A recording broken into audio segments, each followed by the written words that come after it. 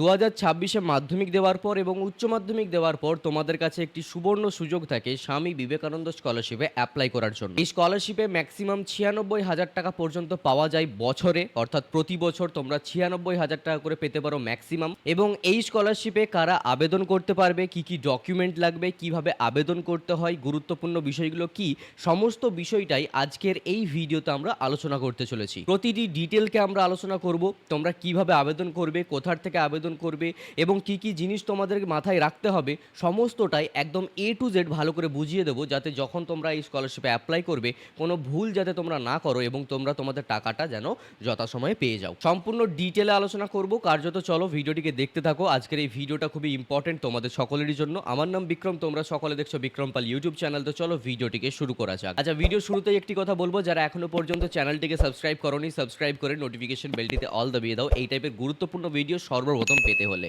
ওকে, so এই মুহূর্তে তোমরা আমাদের স্ক্রিন দেখতে পাচ্ছ এবং এখানে আমি একটি পিডিএফ রেডি করিয়েছি এবং এখানে কমপ্লিটলি সমস্ত জিনিস আছে।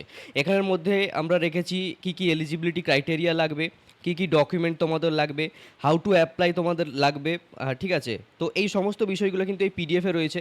যদি তুমি এই পিডিএফটাকে ডাউনলোড করতে চাও, ডিসক্রিপশনে লিঙ্ক থাকবে, তুমি সেখান থেকে ডাউনলোডও করে নিতে পারো, অসুবিধা নেই। সো ফার্স্ট অফ অল তোমাদের সকলকে বলে রাখা ভালো, তোমাদের এই স্কলারশিপে অ্যাপ্লাই করার জন্য কি কি যোগ্যতা লাগবে। প্রথমত তোমাদের যে বেসিক এলিজিবিলিটি সেই বিষয়টাকে নিয়ে আমরা আলোচনা করব। নাম্বার 1, তোমাকে ওয়েস্ট বেঙ্গলের রেসিডেন্সিয়াল হতে হবে, অর্থাৎ পশ্চিমবঙ্গের একজন স্টুডেন্ট হতে হবে, ঠিক আছে। Secondly, must study in recognise institute in West Bengal.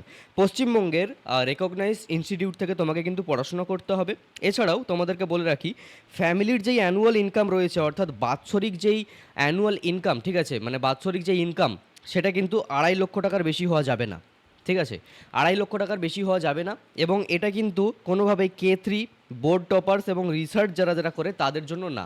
যারা নর্মাল স্টুডেন্ট রয়েছে তাদের ক্ষেত্রে বলছি, 2.5 লক্ষ টাকার বেশি কিন্তু ইনকাম সার্টিফিকেটে থাকা যাবে না, আদারওয়াইজ কিন্তু তুমি অ্যাপ্লাই করতে পারবে না। ইনকাম সার্টিফিকেট অনলাইনে তোমরা প্রথমে জেনারেট করাবে, তারপরে বিডিও অফিসে গিয়ে তোমাদেরকে কিন্তু একটা ইনকাম সার্টিফিকেট দেওয়া হবে, ঠিক আছে। সেই প্রসেস নিয়ে একটা আলাদা ডেডিকেটেড ভিডিও বানিয়ে দেবো, কোনো চিন্তা করার দরকার নেই। সমস্ত বিষয় যাতে নিজেরা একদম কোনো সন্দেহ ছাড়া আরামসে করতে পারো সেই ব্যবস্থা আমি ঠিক করে দেবো। এর জন্য চ্যানেলটিকে সাবস্ক্রাইব করে নাও, যথাসময়ে ভিডিও আমি দিয়ে দেবো, ঠিক আছে। তো যাই হোক, তোমাদের 2.5 লক্ষ টাকার বেশি ইনকাম থাকা যাবে না। তোমাদের ফ্যামিলির অ্যানুয়াল ইনকাম, তোমার বাবার অ্যানুয়াল ইনকাম বা তোমার পরিবারে যিনি রোজগার করেন। আচ্ছা, এরপরে কি, must study in regular or full time mode. কোনোভাবে ডিস্টেন্সে পড়াশোনা করছি তাহলে কিন্তু তুমি এলিজিবল না। অনেক কলেজে ডিস্টেন্সে পড়াশোনা করা যায়, স্কুলে ডিস্টেন্সে পড়াশোনা করা যায়, পার্ট টাইমে পড়াশোনা করা যায়, সেগুলো হলে হবে না। নর্মালি তুমি যেই রকম পড়াশোনা করছো সেই রকম যদি কন্টিনিউ করো তাহলে তুমি কিন্তু এখান থেকে এলিজিবল। এবার এলিজিবিলিটির মধ্যে একটা ক্যাটেগরি রয়েছে, সেটা হচ্ছে কি মার্কস ক্যাটেগরি, যে তুমি কত মিনিমাম তোমাকে মার্কস পেতে হবে তাহলে তুমি এই স্কলারশিপের জন্য এলিজিবল। এবার সমস্ত স্টুডেন্টের জন্য কিন্তু সেম না। চলো এই চারটা দেখেই বুঝতে পারছো। যারা যারা ক্লাস 11-12-এ পড়াশোনা করছে তাদের মিনিমাম 60% নাম্বার পেতেই হবে। মিনিমাম মানে মাধ্যমিক পাস আউট করেছো, একাদশ শ্রেণীতে উত্তীর্ণ হবে, তো মাধ্যমিকে মিনিমাম 60% বা তার ঊর্ধ্বে নাম্বার থাকা লাগবে। একইভাবে সেটা কিন্তু উচ্চ মাধ্যমিকের ক্ষেত্রেও, ঠিক আছে। উচ্চ মাধ্যমিকের পাস আউট করে তুমি যখন কলেজে উত্তীর্ণ হবে তখন তোমাকে উচ্চ মাধ্যমিকেও 60% নাম্বার থাকা লাগবে মিনিমাম, ঠিক আছে। আচ্ছা, এবারে কি, আন্ডার গ্র্যাজুয়েশন, অর্থাৎ যারা যারা এই যে যেমনটা বললাম উচ্চ মাধ্যমিক পাস আউট করলেও 60% নাম্বার থাকা লাগবে ইন এইচএস, ওকে। আচ্ছা, এইবারে আমাদেরকে দেখতে হবে যারা যারা ডিপ্লোমা বা পলিটেকনিক করবে তাদের ক্ষেত্রেও 60% নাম্বার মিনিমাম থাকতে হবে তার আগের ক্লাসে, ঠিক আছে। আচ্ছা, এরপরে কি, আন্ডার গ্র্যাজুয়েশন ইঞ্জিনিয়ারিং ল্যাটারাল যারা পড়াশোনা করবে, ঠিক আছে, মানে ডিপ্লোমা পাস আউট করেছে, ডিপ্লোমা পাস আউট করে বিটেকে ভর্তি হচ্ছে, তাদেরকে ডিপ্লোমাতেও মিনিমাম 60% নাম্বার থাকা লাগবে। আশা করি বিষয়টা ক্লিয়ার। আচ্ছা, এইবারে যেটা বলার কথা, পোস্ট গ্র্যাজুয়েশন জেনারেল যারা যারা পড়াশোনা করবে তাদের 53% নাম্বার থাকলেই হবে, ঠিক আছে। মানে আন্ডার গ্র্যাজুয়েশন তুমি জেনারেল কোর্স নিয়ে ভর্তি হয়েছিলে, তো তোমার আন্ডার গ্র্যাজুয়েশনের মার্কস যদি 53% থাকে তাহলে তুমি পোস্ট গ্র্যাজুয়েশনে গিয়ে অ্যাপ্লাই করতে পারবে। আচ্ছা, পোস্ট গ্র্যাজুয়েশন ইঞ্জিনিয়ারিংয়ের ক্ষেত্রে যদি কথা বলি তাহলে 55% নাম্বার থাকলেই হবে। মানে ইঞ্জিনিয়ারিং করেছো বা কোনো প্রফেশনাল কোর্স করেছো তোমার আন্ডার গ্র্যাজুয়েশনে, সেখানে যদি 55% মার্কস টোটাল পেয়ে থাকো তাহলে তুমি পোস্ট গ্র্যাজুয়েশনেও অ্যাপ্লাই করতে পারবে, ঠিক আছে। আচ্ছা, এইবারে কন্যাশ্রী বা K3-র ক্ষেত্রে 45% নাম্বার থাকা লাগবে, ওকে। আশা করি কে কত মার্কস পেলে অ্যাপ্লিকেবল সেটা আশা করি বুঝে গেছো। আচ্ছা, এরপরে কি, স্কলারশিপের আমাদের বেনিফিটটা জানতে হবে, মানে স্কলারশিপটা আমরা কত টাকা কি পাবো। যারা যারা এইচএস লেভেলের রয়েছো, ক্লাস ইলেভেনে টাকা পাবে, দ্বাদশ শ্রেণীতে আবার রিনিউয়াল করলে টাকা পাবে। হ্যাঁ, তো সেক্ষেত্রে তোমরা প্রতি মাসে 1,000 টাকা করে পাবে, অর্থাৎ বছরে 12,000 টাকা করে পাবে। ক্লাস ইলেভেনে একবার 12,000 টাকা পাবে, ক্লাস ইলেভেনে যদি আবার 60% নাম্বার পাও তাহলে সেটা আবার রিনিউয়াল হবে, দিয়ে দ্বাদশ শ্রেণীতে আবার 12,000 টাকা পাবে। তো টোটাল এই জায়গা থেকে তোমাদের 24,000 রুপিস পাওয়ার কিন্তু চান্স থাকছে। ওকে, তার জন্য ভালো করে পড়াশোনা করতে হবে এবং 60% নাম্বার আবার পেতে হবে, ঠিক আছে। আচ্ছা, এইবারে যারা যারা আন্ডার গ্র্যাজুয়েশন আর্টস স্ট্রিম নিয়ে ভর্তি হবে তারাও মাসে 1,000 টাকা অর্থাৎ বছরে 12,000 টাকাই পাবে, এবং তারপরে প্রতি বছর 12,000 টাকা করে পাওয়ার চান্স থাকছে, ঠিক আছে, যদি প্রতি বছর সেম 60% নাম্বার পেয়ে থাকো। আন্ডার গ্র্যাজুয়েশনে যারা যারা কমার্স নিয়ে পড়াশোনা করবে তাদের ক্ষেত্রেও কিন্তু সেম থাকছে। শুধুমাত্র আন্ডার গ্র্যাজুয়েশন যারা যারা সায়েন্স নিয়ে পড়াশোনা করবে তারা কিন্তু পাবে 1,500 টাকা প্রতি মাসে, অর্থাৎ বছরে 18,000 টাকা, 6,000 টাকা বেশি পাবে বছরে। আচ্ছা, যারা যারা পলিটেকনিক বা ডিপ্লোমা নিয়ে পড়াশোনা করবে তাদের ক্ষেত্রেও মাসে 1,500 টাকা, অর্থাৎ বছরে 18,000 টাকা করে পাবে। আচ্ছা, এখানে মান্থলি হিসেব করে দেওয়া হয় ঠিকই, কিন্তু টাকাটা বছরে পাবে, ঠিক আছে, মানে বছর হিসেবে পাওয়া যায়। আচ্ছা, যারা যারা মেডিকেল ডিগ্রি করবে তারা পাবে মাসে 5,000 টাকা, অর্থাৎ 60,000 টাকা প্রতি বছর, ঠিক আছে। একইভাবে যারা যারা ইঞ্জিনিয়ারিং করবে বা এআইসিটি যে কোনো কোর্স করবে তারাও পাবে 5,000 টাকা করে, অর্থাৎ বছরে পাবে 60,000 টাকা, ঠিক আছে। যেমন বিটেক 4 বছরের, তো 60,000 করে 4 বছর তোমরা পাবে। ওকে, তো খুব দারুণ একটা বড় কিন্তু স্কলারশিপ, ঠিক আছে। আচ্ছা, যারা যারা পোস্ট গ্র্যাজুয়েশন আর্টস বা কমার্স নিয়ে করবে তারা পাবে 2,000 টাকা করে প্রতি মাসে, অর্থাৎ টোটাল বছরে পাচ্ছে তারা 24,000 টাকা করে, ঠিক আছে, 24,000 টাকা করে বছরে পাবে। একইভাবে পোস্ট গ্র্যাজুয়েশনে যারা যারা সায়েন্স স্ট্রিম নিয়ে ভর্তি হবে তারা পাবে প্রতি মাসে 2,500 টাকা করে, ঠিক আছে। যারা যারা এমফিল করবে তারা পাবে 5,000 টাকা করে প্রতি মাসে। তো এই হলো গিয়ে টোটাল ক্যাটেগরি, এবং তুমি যেই ক্যাটেগরি স্টুডেন্ট সেই ক্যাটেগরি হিসাবে কিন্তু অ্যামাউন্ট কত কী পাবে সেই ধারণাটা এখান থেকে নিয়ে নিতে পারো, ঠিক আছে। আশা করি বিষয়টা বুঝে গেছো। আচ্ছা, ভিডিওর মাঝেও একবার বলবো, দেখো তোমাদের জন্য এত কিছু যেহেতু করে থাকি, তো তার বেনিফিট হিসেবে শুধুমাত্র একটা জিনিসই আমি তোমাদের থেকে আশা করব, যাতে চ্যানেলটাকে সাবস্ক্রাইব করে নোটিফিকেশনটা বেল করে আমাদের পাশে থাকো। এতে কি হবে, আমার ভিডিও বানাতেও মোটিভেশন ফিল হবে এবং তোমাদেরও আমি যথাসময়ে কিন্তু হেল্প করতে পারবো, ঠিক আছে। জাস্ট এতটুকুই, চ্যানেলটাকে একটু সাবস্ক্রাইব করে পাশে থাকা বেল আইকনটিতে ক্লিক করে দিও।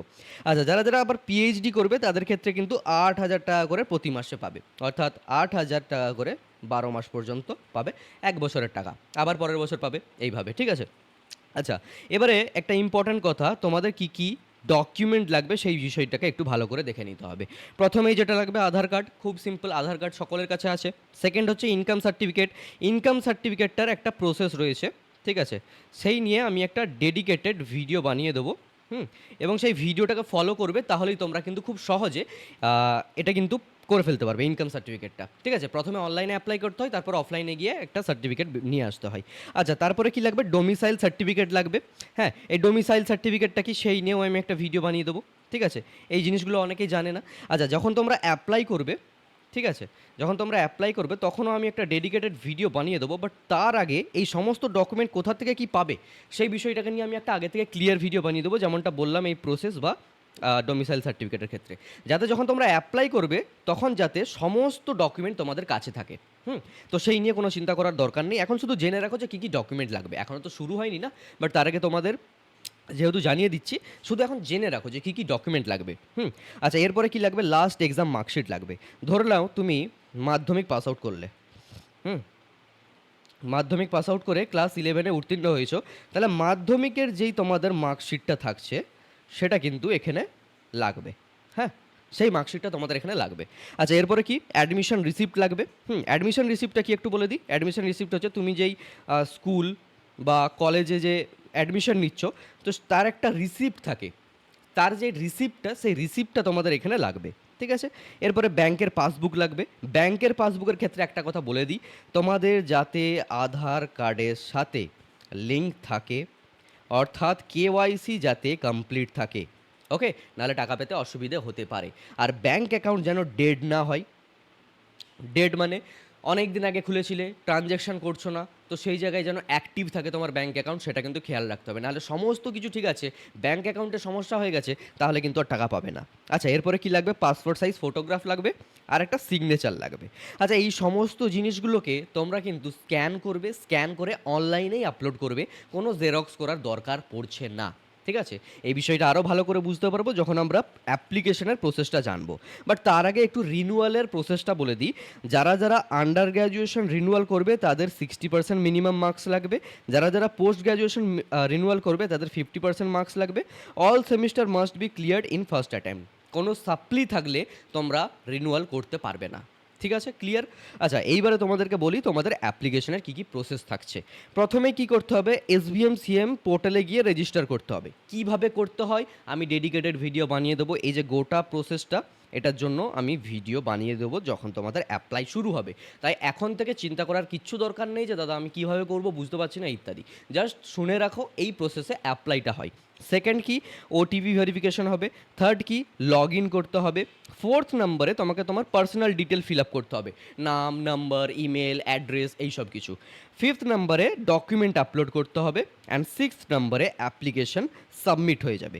সাবমিট হয়ে যাওয়ার পর তোমাদের ইনস্টিটিউট থেকে সেটাকে ভেরিফাই করা হবে। তারপর SBMCM এর পোর্টালে পাঠিয়ে দেওয়া হবে। সেইখান থেকে তোমাদের অ্যাপ্রুভ হবে, দেন তোমাদের স্যাংশনড হবে, দেন তোমাদের ডিসবার্সড হয়ে যাবে, অর্থাৎ টাকা ছেড়ে দেওয়া হবে। ঠিক আছে? এই প্রসেসে একটা তোমাদের টাকা দেওয়া হয়। কিছু ইম্পর্ট্যান্ট নোটস তোমাদের জন্য বলে রাখি, কোনো হার্ড কপি তোমাদের জমা করতে হবে না, যেমনটা আগেই বললাম। সেকেন্ড হচ্ছে ব্যাংক যেন মানে ভুল না হয়। ঠিক আছে? ভুল ডিটেল দিয়ে থাকলে কিন্তু পেমেন্ট ফেলিয়ার হবে, পেমেন্ট পাবে না, স্কলারশিপের পেমেন্ট পাবে না। থার্ড হচ্ছে blurry document may cause rejection. ধরো ডকুমেন্ট তো আপলোড করেছো কিন্তু সেটা একটু ব্লার, একটু হেজি, সেগুলো যাতে না হয়, যেন ক্লিয়ার হয় সেই রকম ছবি তুলতে হবে। And number fourth, applications usually open around November থেকে ডিসেম্বর। নভেম্বর থেকে ডিসেম্বরের মধ্যে তোমাদের অ্যাপ্লাই শুরু হতে পারে, বাট হোপফুলি তার আগেই তোমাদের অ্যাপ্লিকেশন শুরু হবে। অফিসিয়াল ওয়েবসাইটটাও তোমাদের জন্য আমি এখানে দিয়ে রাখলাম, তোমরা চাইলে গিয়ে ভিজিট করতে পারো। ঠিক আছে? সো এই হলো গিয়ে টোটালি তোমাদের SBMCM এর সমস্ত ডিটেল, এলিজিবিলিটি থেকে শুরু করে ডকুমেন্ট কী কী লাগবে, অ্যাপ্লাই কীভাবে করবে, ইম্পর্টেন্ট নোটস, সমস্ত বিষয়টা আজকের এই ভিডিওতে আমি আলোচনা করলাম। যদি তোমাদের ভিডিওটি ভালো লেগে থাকে, হেল্পফুল মনে হয়ে থাকে, তাহলে সাবস্ক্রাইব করে নাও এই চ্যানেলটিকে, লাইক করো এই ভিডিওটিকে, বন্ধুকে শেয়ার করতে একদমই ভুলবে না এই ভিডিওটি, যাতে তারাও জানতে পারে যে এই স্কলারশিপের কী কী ডিটেল রয়েছে। ওকে, দেখা হচ্ছে পরবর্তী কোনো এক ভিডিওতে নতুন কিছু টপিক নিয়ে। সকলেই ভালো থেকো, সুস্থ থেকো, আর অবশ্যই চ্যানেলটিকে সাবস্ক্রাইব করে নিও যাওয়ার আগে। Thank you so much to all of you. By.